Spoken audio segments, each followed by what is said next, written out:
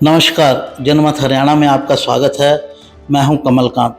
साथियों, नरेंद्र मोदी ने अपने मंत्रिमंडल में हरियाणा के जो 3 मंत्री लिए हैं, अगर ये अगले 3-4 महीने तक हरियाणा में जमकर जुट जाएं और अपने अपने जो कोर एरिया हैं उस पर फोकस करें, तो हरियाणा में अगले विधानसभा के दौरान बीजेपी एक बार फिर बाजी मारने की स्थिति में आ जाएगी। जो अभी का एंटी इनकम्बेंसी है वो सारा का सारा दूर हो जाएगा और पार्टी फिर अच्छी स्थिति में हो जाएगी। शर्त सिर्फ ये है कि ये तीनों मंत्री अपने अपने एरिया में 3 महीने फोकस करें और केंद्र की बजाय स्टेट में चुनाव जितवाने पर अपना दिमाग लड़ाएं। ऐसा मैं क्यों कह रहा हूँ, मैं आपको एक एक सीट वाइज ब्यौरा दूंगा। लगभग 40 सीटें ऐसी हैं जो इन 3 मंत्रियों के इन्फ्लुएंस में हैं। हरियाणा विधानसभा में कुल 90 सीटें हैं, उसमें से लगभग 40 सीटें ऐसी हैं जो ये तीनों मंत्री मिलकर अपने अपने इन्फ्लुएंस से लोगों को अपने पक्ष में कर सकते हैं और वो सीटें जीतने में या जितवाने में मदद कर सकते हैं। एक एक करके शुरू करते हैं। सबसे पहले पंजाबी सीटें देखते हैं। हरियाणा में वैसे तो ज़्यादातर सीटें जो है वो जाट समुदाय के इन्फ्लुएंस में हैं, लगभग 28 से 30 सीटें, लेकिन बहुत सारी ऐसी सीटें भी हैं जो दूसरे नंबर पर पंजाबी समुदाय का जहाँ पर इन्फ्लुएंस है। मैं इसमें सिर्फ वही सीटें ले रहा हूँ जिसमें पंजाबी 10% से 30-35% तक या उससे ऊपर हैं, और इतने वोटों से या आप अकेले या आप किसी कम्बिनेशन के साथ मिलकर अपनी सीट निकाल सकते हैं। एक एक करके शुरू करते हैं अम्बाला से। अम्बाला के अंदर 3, अम्बाला लोकसभा की बात कर रहे हैं, उसके अंदर तीन जो सीटें हैं जहां पर पंजाबी बड़ी अच्छी संख्या में हैं और वो किसी भी कम्बिनेशन के साथ ये सीटें निकलवाने की कुव्वत रखते हैं। ये सीटें हैं अम्बाला सिटी, अम्बाला कैंट और यमुनानगर। इन तीनों में अच्छी बड़ी संख्या में पंजाबी हैं और इनमें से 2 सीटों पर तो पंजाबी जीते ही रहे हैं, यमुनानगर और अम्बाला कैंट से। अम्बाला सिटी से किसी दूसरे समुदाय को कम्बिनेशन बनाने के लिए सीट दी जाती है। तो उसके बाद चलते हैं कुरुक्षेत्र। तो कुरुक्षेत्र लोकसभा सीट पे 2 सीटें ऐसी हैं जहां पंजाबी समुदाय अपने साथ कोई गठजोड़ करके उस सीट को निकाल सकता है। एक है थानेसर, दूसरी है कैथल। कैथल में गुजर भी बड़ी संख्या में हैं, तो अगर गुजर पंजाबी का कम्बिनेशन हो जाए, ये हो सकता है, क्योंकि कृष्णपाल गुजर हैं, मनोहर लाल पंजाबी हैं, तो ये दोनों मिलकर ये कम्बिनेशन से ये सीट निकाल सकते हैं। फिर आगे चलते हैं हम करनाल, जीटी रोड को पहले कवर कर लेते हैं। तो तीसरी सीट जिसकी हम बात करेंगे वो है करनाल की। करनाल में भी 3 सीटें ऐसी हैं जिनमें से 2 पर पंजाबी समुदाय बड़ी संख्या में है और 1 पर गुजर समुदाय बड़ी संख्या में है। जो 2 सीटें पंजाबी समुदाय के प्रभाव में हैं वो है करनाल और पानीपत सिटी, और जो सीट पर गुजर प्रभाव क्षेत्र में है वो है समालखा। तो 3 सीटें ये बनती हैं जो इन तीनों नेताओं की मेहनत से निकल सकती हैं। अगली सीट पर बात करते हैं तो आता है सोनीपत। सोनीपत में भी 2 सीटों पर जो है ये पंजाबी समुदाय का दबदबा है सोनीपत में, और कुछ हद तक जींद में। जींद पर अभी मिड्ढा जो स्वयं एक पंजाबी हैं वो विधायक हैं और वो अगली बार भी उस सीट को निकाला जा सकता है। फिर उससे आगे, सोनीपत से आगे जो सीट चलते हैं, हम फरीदाबाद आ जाते हैं सीधा। तो फरीदाबाद में बड़ी संख्या में सीटें हैं। 3 सीटों पर पंजाबी बड़ी संख्या में हैं, 2 सीटों पर, इनमें से 2 सीटों पर गुजर भी बड़ी संख्या में हैं। तो 2 सीटों पर पंजाबी और गुजर मिलकर अपने दबदबे से ही सीटें निकाल सकते हैं, और कुल जो है 5 सीटें ऐसी हैं जहां पर गुजर अच्छी संख्या में हैं, जैसे बल्लभगढ़, फरीदाबाद और बड़कल। ये 3 सीटें पंजाबी समुदाय के दबदबे में हैं और 5 सीटें जो हैं यहाँ गुजर अच्छी बड़ी संख्या में हैं, पलवल, फरीदाबाद NIT, बड़कल, फरीदाबाद और तिगांव। तो 5 सीटें ये हैं।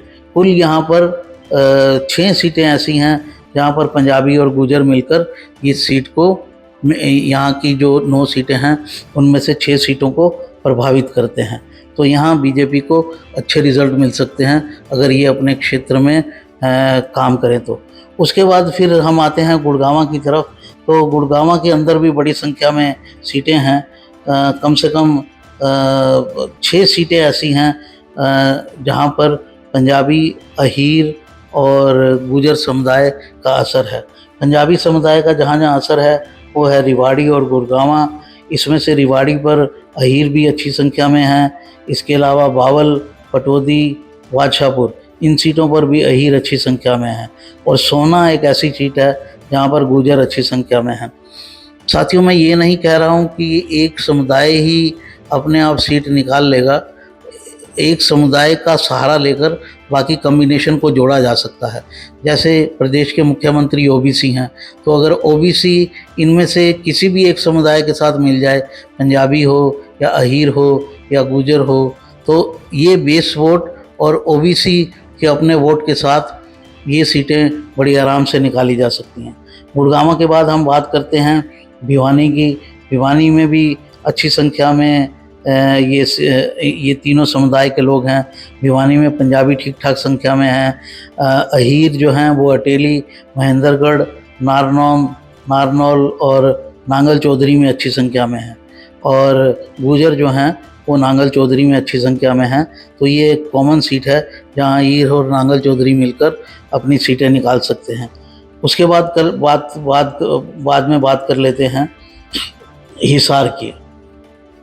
हिसार में पंजाबी हांसी और हिसार सीट पर अच्छी संख्या में है। तो 2 ये सीटें वहाँ की भी बनती हैं जहाँ पर अच्छी संख्या में सीट निकाली जा सकती है। वैसे बरवाला वगैरह भी ऐसी सीटें हैं जहाँ पर ये सीट निकाली जा सकती है। इसके अलावा कुछ SC सीटें भी, भवानी खेड़ा की सीट भी बीजेपी के पास है, लेकिन वो इन तीनों समुदायों से हट के है, इसलिए मैं इन 3 समुदायों को ही आपको सीटें बता रहा हूँ। हिसार के बाद बात कर लेते हैं सिरसा की। तो सिरसा के अंदर 2 सीटें हैं, फतेहाबाद और सिरसा, जहाँ पंजाबी समुदाय अच्छी संख्या में है। यहाँ गुजरों की और यादवों की संख्या ना के बराबर है। रोहतक सीट की बात कर लेते हैं। यहाँ पर भी रोहतक और कलानौर में बीजेपी जोर लगा सकती है। ये तो वो सीटें हैं, ये कुल सीटें जो हैं 39 होती हैं, लेकिन इनमें से 7 सीटें कॉमन सीटें हैं। तो 32 सीटें ऐसी हैं जहाँ इन तीनों समुदायों का बहुत अच्छा प्रभाव है। इसके अलावा मैंने जैसे बताया नायब सिंह सैनी का अपना प्रभाव से वो सीटें निकाल सकते हैं। बहुत और दूसरी सीटें भी हैं जहाँ छोटे छोटे कम्बिनेशन से सीटें निकलती हैं। 2 सीटों का नाम मैंने पहले आपको बताया, जैसे बरवाला की सीट है, जैसे नलवा की सीट है, वो एक OBC सीट है, पिछली बार बीजेपी के पास थी। जैसे भवानी खेड़ा की सीट है। तो मित्रों, मेरा कहने का मतलब ये है कि अगर ये तीनों नेता जुट जाएं और ठीक से कम्बिनेशन पर काम करें तो ये सीटें आराम से निकाली जा सकती हैं। प्रॉब्लम क्या है? प्रॉब्लम ये है कि कृष्णपाल अपने आप को फरीदाबाद एरिया का नेता मानते हैं। फरीदाबाद से बाहर जो सीटें हैं वहाँ वो चुनावों के दौरान तो जाते हैं, लेकिन चुनावों से पहले आना जाना उतना लगता नहीं है। जैसे कैथल है, समालखा है, कालका है, सोना है, फरीदाबाद की फिर कुछ सीटें हैं, फिर नांगल चौधरी है, तो वहाँ पर भी उनको जाना होगा। मनोहर लाल खट्टर के साथ प्रॉब्लम ये है कि मनोहर लाल खट्टर अपने आप को पंजाबियों का नेता मानने को ही तैयार नहीं है, बनाने को ही तैयार नहीं है, और यही उनके सबसे बड़ी कमी है। अगर वो अपने आप को अपना एक बेस वोट का, जैसे भूपेंद्र हुड्डा मुख्य रूप से जाटों के नेता हैं, बाकी सब चीज़ें फिर उसके आसपास जुड़ जाती हैं। केंद्र उनका मजबूत है तभी वो बड़े नेता हैं। वो इस चीज़ की परवाह नहीं करते कि पंजाबी मेरे बारे में क्या सोचता है या कोई मेरे बारे में क्या सोचता है। कुल 1-2 सीटें देते हैं वो पंजाबियों को अपनी 90 सीटों में से, जबकि जैसे मैंने आपको गिनाया लगभग 21 सीटों पर कम उनका 10% से ऊपर का प्रभाव है, और जो उससे कम के प्रभाव वाली तो कई और सीटें भी हैं। लगभग हर सीट पर आपको पंजाबी समुदाय के लोग मिलते हैं। लेकिन उनको अपना केंद्र मजबूत रखना है, इधर उधर कुछ नहीं करना है। उसी तरह से अगर मनोहर लाल भी अपना केंद्र मजबूत रखें, इन 21 से 25 सीटों पर अपना दबदबा रखें, तो वो एक बड़े नेता हो जाएंगे। बाकी लोग तो आउटर सर्कल में जुड़ ही जाएंगे। जैसे ओबीसी समुदाय, एक ओबीसी समुदाय कोई बड़ा समुदाय नहीं है, छोटे छोटे समुदाय हैं। उनको ऐसा लीडर चाहिए जो उनकी बात को सुने, उन पर बेवजह दबाव ना बनाए, क्योंकि वे कमज़ोर और वंचित जातियां हैं। तो वो पंजाबियों के साथ जुड़ने में ज़्यादा कंफर्टेबल रहते हैं, बजाय कि दूसरे समुदायों के साथ जो उनको दबाने की कोशिश करते हैं। तो ये बात मनोहर लाल जी को समझनी होगी। जब तक वो इस वर्ग को से छुटकारा पाने की कोशिश करते रहेंगे, उतना ही उनको राजनीतिक रूप से प्रॉब्लम्स आती रहेंगी। तो मेरा कुल जमा ये मानना है कि ये तीन नेता ही अगर जुट जाएं, अपनी अपनी जहाँ जहाँ इनके समुदाय के लोग हैं, क्योंकि राजनीति तो हिंदुस्तान में ऐसे ही होती है। कोई राजनीति ना धर्मनिरपेक्ष होती है इस देश में, चाहे कोई भी पार्टी हो। कोई मुसलमानों को खींचने में लगा है तो कोई हिंदुओं को। उसी तरह से जातियां भी इम्पोर्टेंट है। हर व्यक्ति किसी ना किसी जाति को, हर पार्टी किसी ना किसी जाति को खींचने में लगी है। तो अगर आप सोचते हैं कि मैं बिना जाति की सर्वमान्य नेता के रूप में राजनीति करूंगा, तो वो पॉसिबल नहीं है। ये बात शायद खट्टर जी अपने 10 साल के अनुभव के बाद समझ गए होंगे, क्योंकि इस चीज़ को वो हमेशा रेजिस्ट करते रहे हैं। तो साथियों, ये था मेरा विश्लेषण कि ये तीन केंद्रीय नेता ही हरियाणा की राजनीति को कैसे प्रभावित कर सकते हैं। इंद्रजीत जी की बात रह गई। उनकी प्रॉब्लम यह है कि वो राजा साहब हैं, तो राजा साहब पब्लिक के पास कहाँ जाएंगे, तो वो पब्लिक के पास जाते ही नहीं हैं, पब्लिक से मिलते ही नहीं हैं। फिर भी लोग राजा साहब होने के कारण उनका सम्मान करते हैं। वो हीरों के राज परिवार से हैं, इसलिए उनका सम्मान होता है। पब्लिक में जाने का उनका कोई काम नहीं है। तो अगर संगठन इन तीनों नेताओं को मजबूर कर दे कि वो अपने अपने इलाके में जाकर प्रचार करें और अभी से बेस बनाना शुरू करें, तो हरियाणा में बीजेपी एक बार फिर सत्ता की ओर अपने कदम बढ़ा सकती है। जनमत एच की रिपोर्ट। नमस्कार।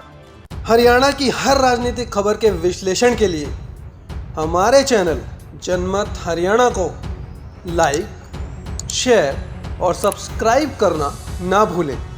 साथ ही बेल आइकन को भी प्रेस कर लें ताकि हर वीडियो की अपडेट आप तक पहुंचती रहे।